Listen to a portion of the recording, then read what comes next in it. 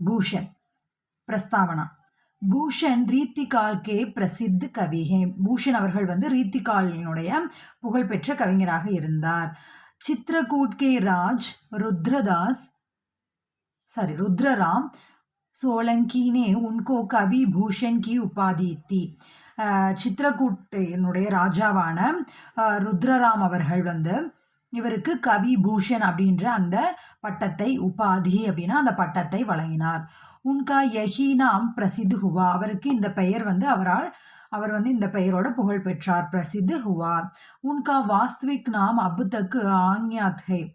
அவருடைய உண்மையான பெயர் என்ன அப்படின்றது இப்போ வரைக்கும் தெரியல. பூஷன் நே சே கிரந்த் லிக்கே.